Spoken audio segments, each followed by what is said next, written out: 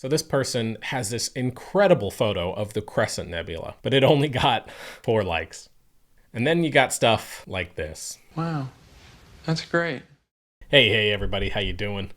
Today, I really want to talk about this topic that I've seen pop up quite a bit.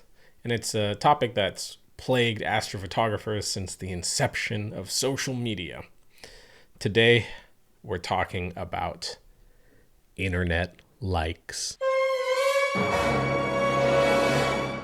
Look, we all post our stuff online because we want some sort of approval from strangers. No one does, just me.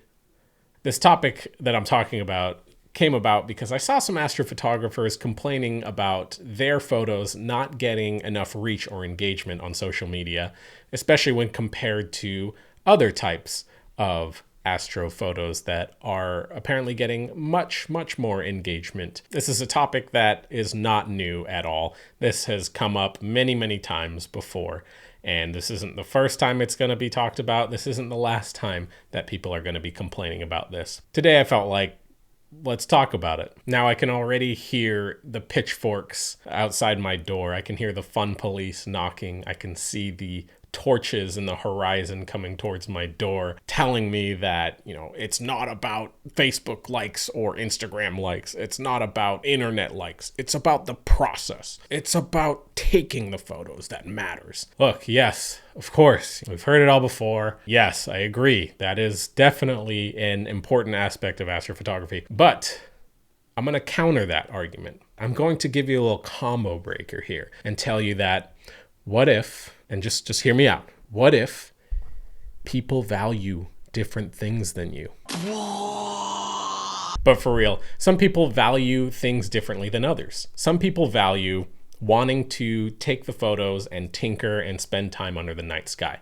And it's a personal experience for them. And that's totally fine. If that's you, amazing. I'm very happy for you. And I'm glad that you found something that does that for you. For other people though, like myself, I want to spread the beauty and awesomeness of the night sky and astronomy. For me, I love sharing these photos because I want to get more people interested in space and astronomy. I want more people looking up at the night sky. And that's what I value. And I'm sure there are tons of you out there who share your photos for very similar reasons. You want to reach more people and new people so they can get interested either in the hobby or they can get interested in space. Whatever it is, your goal is to share space with people. I think it'll help if I give you some examples of what people online are talking about. Let's compare these two photos. So this photo, for example, didn't get very much engagement. And it's a beautiful photo of the Cygnus wall, and the person did a very good job on this photo.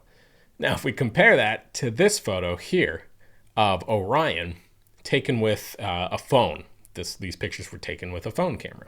I think it's obvious what the astrophotographer with the telescope should do. They should sell their equipment and buy a phone. That's it. That's the solution to getting more likes. We've solved it, gang. Time to pack it up. Let's get on out of here because, we found the solution. No more telescopes, just phones. We found the solution for getting the most likes online. But really, what I think is happening is when somebody sees a photo like this one of this nebula, most people, and when I say most people, I mean the general public, they don't understand what a nebula is. They don't understand what they're looking at. When you tell somebody that this is a nebula or a galaxy, I guarantee you most people aren't going to understand what those things even are. And let's face it, the reading level of the US is not very high. And now we just went through the pandemic. And so you have kids who went through the pandemic and now are at an even lower reading level. I mean, you can see why people might not understand what it is they're looking at here. I mean, you could tell somebody that this is a picture of Asgard and this is where Thor lives. And I guarantee you, there will be some people who will believe you when you tell them that. You think I'm kidding? Look how many people are in these flat earth groups. Yeah, nothing's out of the question nowadays. But I also think this is why things like lunar photography or planetary photography are way more popular than deep space photography. It's because people have context. People look up and they see the moon at night. So when they see a photo of the moon, they already understand what they're looking at. If somebody takes a photo of a nightscape, those Milky Way night shots, people can put themselves in those places And it'll feel like they're looking up at the night sky. They feel like they can be there because they have mountains or trees or whatever it is. What I've found that helps me reach a wider audience is changing some of the language that I use when talking about some of the stuff I photograph. For example, if I'm talking about a galaxy, I give an explanation to people that a galaxy is a place like our own Milky Way, a place with billions or sometimes even trillions of stars. This will give context to those who might not be sure what a galaxy is. And a lot of people sometimes just need a refresher of what that term is. Or when talking about a nebula, I'll explain what it is they're looking at. Like this photo of the Horsehead Nebula. I explain that the region is packed with ingredients necessary for star formation, and I talk about how it's located in Orion's belt, a place that may be familiar to many people already. Let's take a look at another example I saw online. So this person has this incredible photo of the Crescent Nebula. Beautiful, beautiful photo. They even got the little soap bubble thing in there, but it only got 4 likes. And yes, I know these are all on Facebook, but these are just the ones I've screenshotted. This is not uncommon in other places. They spent about $10,000 on equipment. So what's the solution? We've already talked about selling your equipment and buying a phone, but what else could we do? Well, I think in this case, what you could do is double down. Really go all in on your astro equipment. Instead of spending $10,000, this person needs to spend $20,000 on their gear. That way they can double the likes, double the money, double the likes. It's so simple. It's simple math. I'm just kidding. But seriously, I think what's happening is a combination of what we said before, which is most people probably have no idea what they're looking at here because it's a nebula. But there are other factors as well. A big one is people don't know what actually goes into taking these photos. They don't know what it takes to get these photos. Now let's compare that Crescent Nebula photo to this photo that was taken with a phone. Now this phone photo is more relatable to more people than the Crescent Nebula photo. If you go to a grocery store and show somebody your photo and they say, "Oh my gosh, wow, that's beautiful. How did you take that?"